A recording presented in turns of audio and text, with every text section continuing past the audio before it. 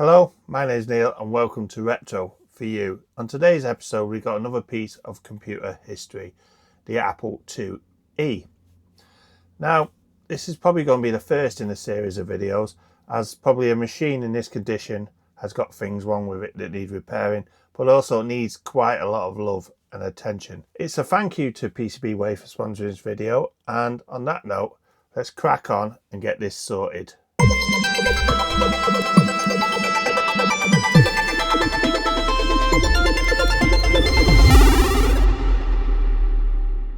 Now before we start, let's look at a bit of a history on this machine. The Apple IIe was released back in 1983. Following the Apple II and Apple II Plus, the E stands for Enhanced, and it was Apple's longest lived computer, in production for over a decade. It was hugely popular in schools and homes, particularly in the US, and it cemented Apple's place in the personal computer market before the Macintosh took over. Here in the UK though, the Apple II wasn't hugely popular. Machines like the BBC Micro, Spectrum and Commodore 64 really dominated classrooms and homes. So this is actually the first Apple II I've personally had on a bench, which makes it all the more interesting to see what we're dealing with today. This is why I use PCBWAY, the top quality boards delivered fast and done right. When it comes to turning a retro dream into reality, it all starts with a solid PCB, and that is where PCBWAY comes in. You can start by browsing a huge range of shared community projects ready to go. Just add one to your basket, wait for the checks to go through and then click order now. So once you've got your project that you want to build in your basket, then you're presented with a lot of options. The most important one being solder mask and what colour you want your boards. After that, you can also select whether you'd like an SMD stencil and, more importantly, assembly service. So if you're soldering it up to scratch, you can get PCBWAY to make the board for you and send you complete. How great is that? What you need to do now is wait a few days and promptly your parcel will arrive. All that's left to do once you get your package is to open it up, remove the well packaged boards, and also what's great is you always get a minimum order of 5 boards, so if things do go wrong like they generally do with me, I've still got another 4 chances of getting it right. So from projects small to big, PCBWAY is the place to go. Did I also mention PCBWAY not only does boards, it also does CNC machining, 3D printing, sheet metal fabrication, injection molding. It's an absolutely amazing place. So don't forget to check out my link below, and all new customers will receive a $5 bonus. Thank you very much, PCBWAY. So here's what we're dealing with today, this Apple IIe. Now the keyboard is really grubby, and there's also marks around the case. Now we do have 2 disk drives here, so we just check if there is actual disk inside any of them. In fact, there is in here, and this says on it, let's just have a quick look. Side A, startup, so that's probably good. Side B, word processor and database. So we probably will need this disk to start the machine up. Now we do have disk A here as well, and on here there is another disk that says Margaret GCSE. So obviously they were doing some work on this machine, some homework. It just shows the length of this machine was used, because that was a GCSE in this, and this computer came out in the 80s. Now we know what it looks like externally. It's very grubby. We may even have to bust out the gloves later to get that keyboard clean, but who knows what it's like inside. Now the first thing I'm going to do is I'm going to do a power on test on this, but, and it's a big but, these machines are known to have RIFA capacitors in the power supply, and we all know what happens with RIFAs. They tend to go pop and fill the shed with smoke.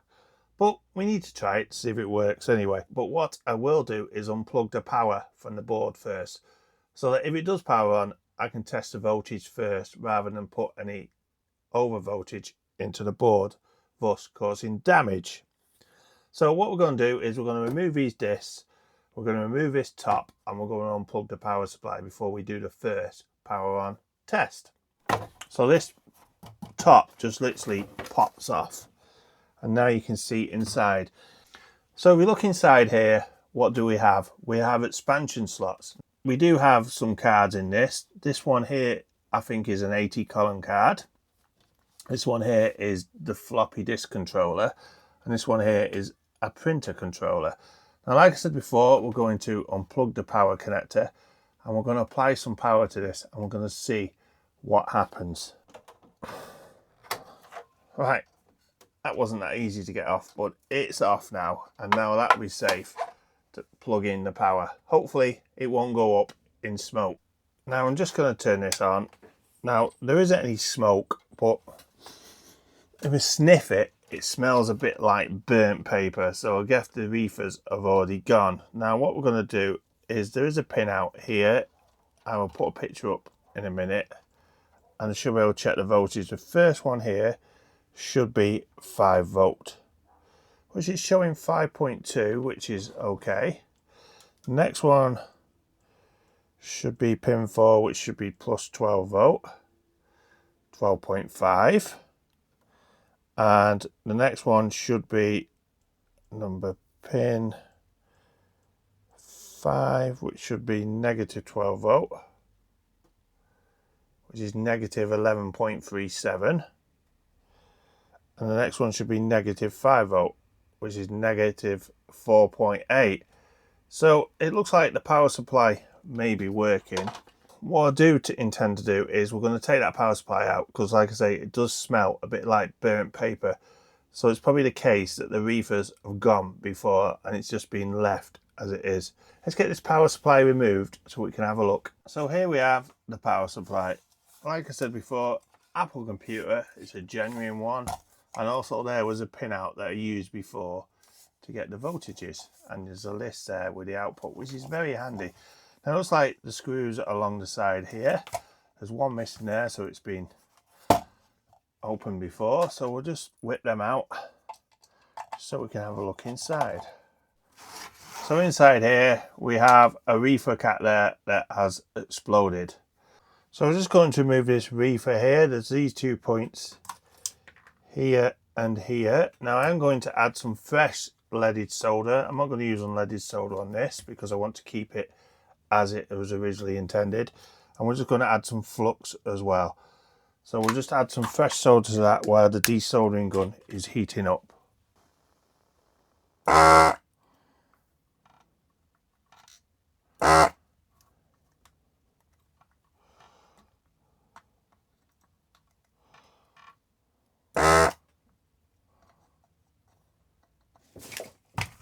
I'm just going to snip that leg off because it is loose,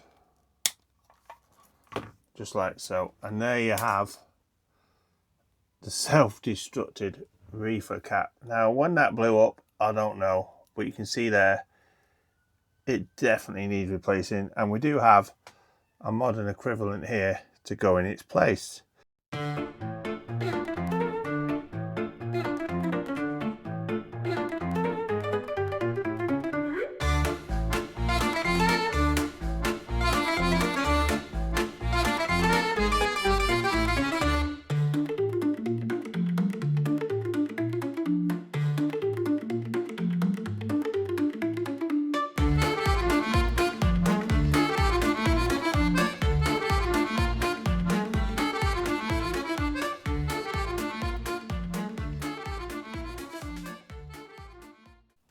This is where I tried to desolder the wrong legs at first, silly me. But then, now I've soldered in really nice with leaded solder. And we'll just snip the excess legs off. Now also what we do have, we've got 1, 2, 3 RIFA caps here. Now these haven't blown. That one looks like it's on the way out, the 0.022 UF. Well, what I'm going to do is get these 3 ordered, just so I can replace them so that they don't go again. These rest of the caps I'm going to leave in because the voltage was okay. So we're just going to replace these ones here and then we can get it back together next time and see how it goes. Now we're back into the machine, so let's just take these cards out. Now the first one, like I say, is an Astro card parallel Centronics interface. Now this is for a printer. Let me just pull this lead out of the way So you can see there that this is a printer card, because obviously at the time we didn't have printer ports built into these. Now that has got some sort of reprogrammed ROM by the looks of it. So let's just put that to one side. Here we have an 80 column video card, complete with some video memory, I'd guess. And this is an FT2001 80 column /64. I guess the 64 means 64K. Correct me if I'm wrong down below in the comment. And last but not least, we have the floppy drive controller here. Now what I need to do is just unplug these drives. It does actually state which drive 1 and drive 2 is. So there you go. So it just runs drive 1 off there and drive 2 off there. And it's got a couple of 74LS323s, a 74LS174, and it is Apple approved, and it's got serial number there, which is quite cool. Such a smart little card. Now we're probably going to give these a clean off before they go back in. Bottom for the ultrasonic bath. And this board itself is very grubby, like I said. I'm going to see if I can get this board out.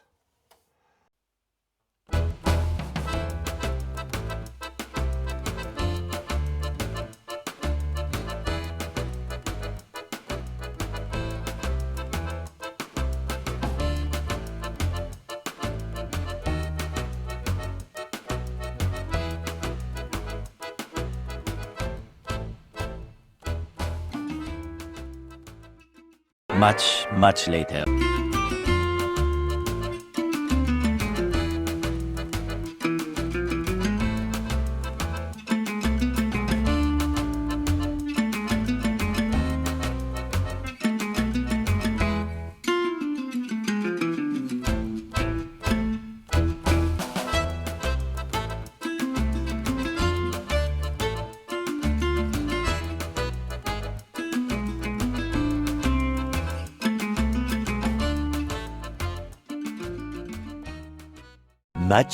Much later.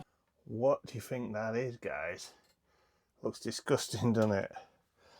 There's also, well, that's one of the tabby bits, but there's also like loads of spidery eggs, if you see here. Now I need to try and get this board out. There's an actual catch down here that's stopping it, which I couldn't see before. So we just press that in, and out comes the board. Now underneath it looks very clean, but on top it is rather disgusting and dirty. But we're going to get that all cleaned up, and here is just gross. Now this is the stuff here that's been coming out, these black things here. Now in the area loads of little white things look like eggs. Now is a xenomorph going to come out and get me? It looks like an alien cocoon. Now, I'm so glad I'm wearing my gloves, and before we get the board out, we're just going to give this a good clean off. Now I'm about to take this keyboard out, and I have got my gloves on because I think it's going to be disgusting.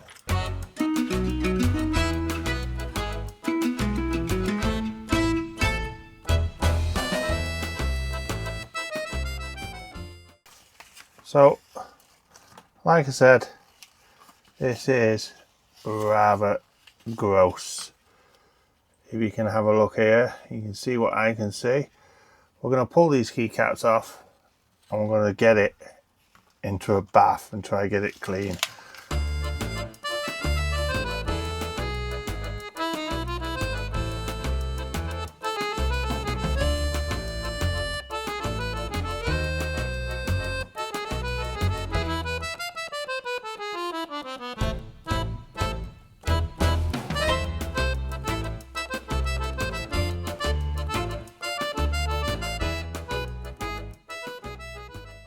As you can see now, here is 40 years of muck, of bits of insect, of people's dinner.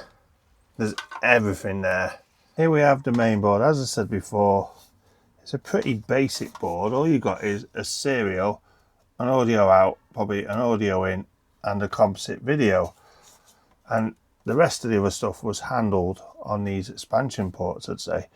Obviously this is the auxiliary connector which takes the 80 column. Now, the board itself looks okay. I can't see any corrosion or anything. It's just very mucky. So probably what I'm going to do is to pull all these chips and go give it a nice bath. But first, I'm just going to give it a blast off with this.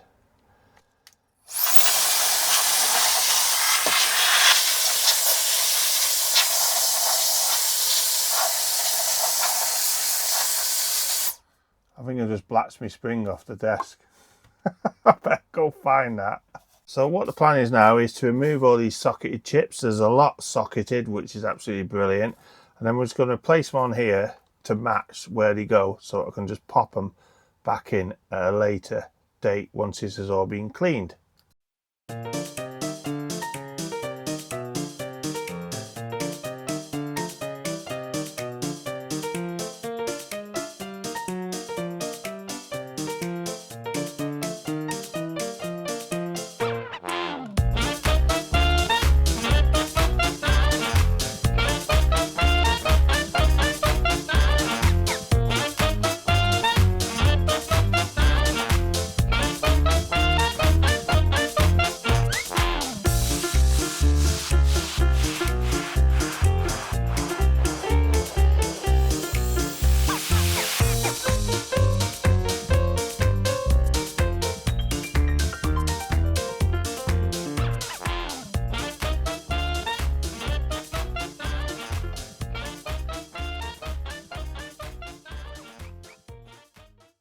So that is all the chips out. There's a lot of chips there you can take out of this board.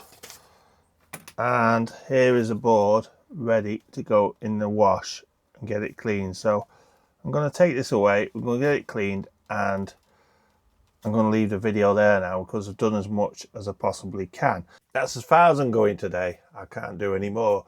Now, I've ordered the capacitors, they're on the way. We need to clean the case, the keyboard, etc., rebuild the main board and put it all back together and then give it a test. We also need to look at the disk drives though, so maybe that will be a separate video in itself looking at the disk drives, but let's just see if they work first. Well, first of all, the first hurdle is to get the Mac 2 working. Don't forget, if you just watched this video, give it the thumbs up please. And if you're new here, please hit that subscribe button as it helps the channel a lot. A big thank you to the people that pay the 99p subscription to help the channel. It helps us with running the channel and keeping the lights on in the shed. Don't forget to check out my YouTube buddies down below. They've got like to Captain Commodore, 8-Bit Retro Refix and Joseph Retro Bits. Also pop along to Discord, we've got the Retro Repairers group. I'm in there, 8-Bit Retro Refix, Joseph, Captain Commodore, along with a lot of others are in there as well. So just pop along, have a chat with us all. It's a great place to be. So on that note, I bid you farewell and I shall see you next time on Retro for You. See you soon guys, bye!